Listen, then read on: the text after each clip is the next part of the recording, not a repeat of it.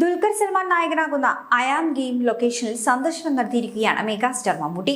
ഇപ്പോൾ ഷൂട്ട് പുരോഗമിക്കുന്ന ചിത്രത്തിന്റെ സെറ്റിലെത്തിയ മമ്മൂട്ടി സംവിധായകൻ നഹാസ് ഹിദായത്ത്, സംഘടന സംവിധായകരായ അൻബർവ് മാസ്റ്റേഴ്സ്, മിഷ്കിൻ, കായതു ലോഹർ, സംയുക്ത വിശ്വനാഥൻ എന്നിവരുമായി കുറച്ചു സമയം സെറ്റിൽ ചെലവിടുകയും ഒക്കെ ചെയ്തിരുന്നു.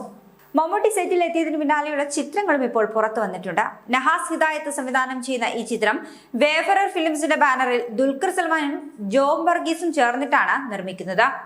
സജീർ ബാബ, ഇസ്മായിൽ അബൂബക്കർ, ബിലാൽ മൊയ്തു എന്നിവർ ചേർന്ന് തിരക്കഥ രചിച്ച ഈ ചിത്രത്തിന്റെ സംഭാഷണങ്ങൾ ഒരുക്കിയിരിക്കുന്നത് ആദർശ് സുകുമാരനും ഷഹബാസ് റഷീദും ചേർന്നാണ്. ദുൽഖർ സൽമാന്റെ 40ാമത് ചിത്രമായിട്ടാണ് ഈ ബിഗ് ബഡ്ജറ്റ് ആക്ഷൻ ത്രില്ലർ ഒരുങ്ങുന്നത്.